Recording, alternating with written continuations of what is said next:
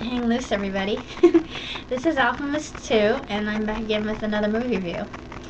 I just came out of the cinema after seeing the movie Soul Surfer, and I knew a little bit about Bethany Hamilton's background. I had grown up with her story, and I was really pleased that they were making a movie of it, and I was fairly sure that it was going to be stupendous, and it truly was. There were some moments that really touched me and got me kind of overclamped. I'm not going to do that again. I promised myself I wouldn't cry on this review, but I just adored this film. All the actors and actresses who are in it were just this terrific, and even Craig T. Nelson makes a cameo, and he's one of my favorite actors. Dennis Quaid is the father, the mother's Helen Hunt, and Anna Sophia Robb plays the role of Bethany Hamilton, and I thought that she did a splendid job, and I could see this becoming a contender for Oscars. I know I might be a little bit ambitious in saying that, but I think that this movie is going to be a contender. It's like Rocky, only surfing. And I'm sure that there are other people who have made that comparison, but it's just a remarkable story, and I'm not going to say what it is because I'm going to ruin the plot, but this is just a really uplifting, enlightening movie, and it also adds some spirituality in it, and I just thought it was positively stunning, and I loved every moment of it, especially the moments when they are all surfing, and just it looks like they are just at one with everything. And I know that sounds very zen of me, but it's true. And over the duration of the film itself, Bethany figures out what her purpose truly is, and it's interesting. When I saw this film, I got shivers up my spine because I'm at a point in... Try not to cry. Sorry. I'm at a crossroads in my life currently,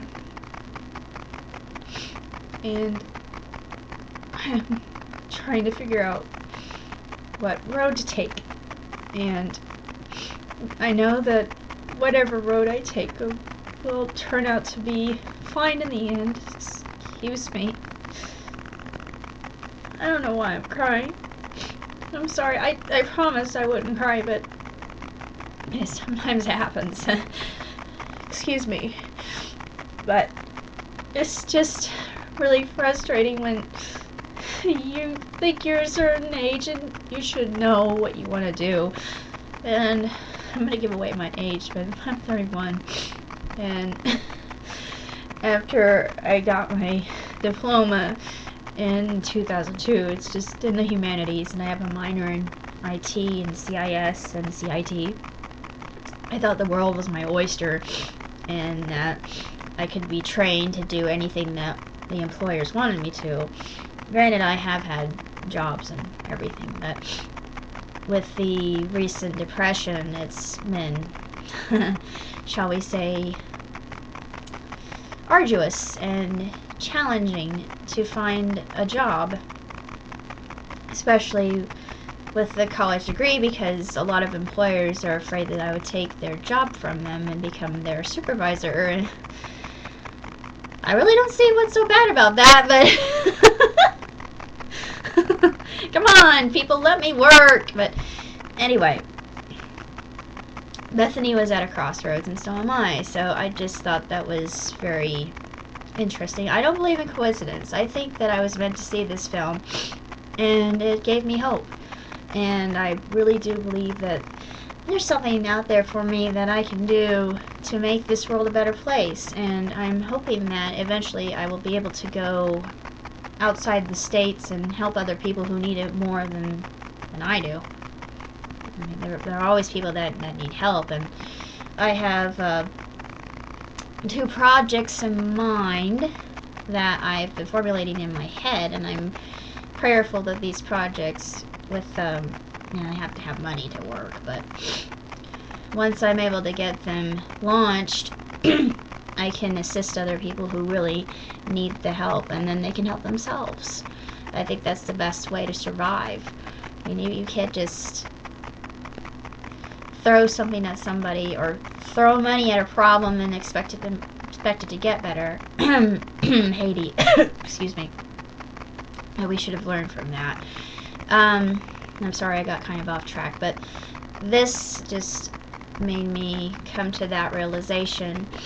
And I think we all find ourselves in sort of an existential quandary at times, trying to figure out what we're here for and what our purpose is, and how can we make the best sort of impact, and can we continue even though we've had a hard hand dealt to us. And it's very interesting that a lot of tragic beginnings end up to be triumphant in the end, and that is the basis of this just absolutely outstanding, remarkable, inspirational, tremendous movie, and it's nothing short of resplendent in all its shapes and forms. And I love it, and I'm actually thinking of getting it when it comes out on DVD so I can add it to my collection. I like stories that are like this because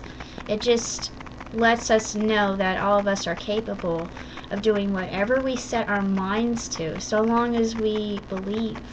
If we have faith, if we have that kind of willpower, we can do anything we set our minds to.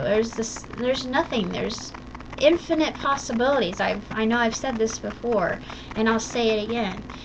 There are infinite possibilities within this realm of existence. We just have not tapped them yet, and we are in this just serendipitous time that I think the veil is starting to thin.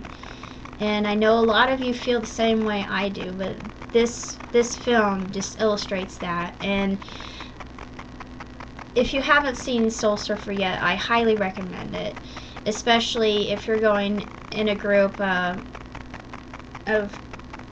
people. It doesn't matter what your age is. It's a movie that appeals to everybody. And of course there's some scary scenes, but it's really nothing too terribly bad. But it is just absolutely phenomenal. So I give Soul Surfer 4 stars and 2 thumbs way up. Later, dudes.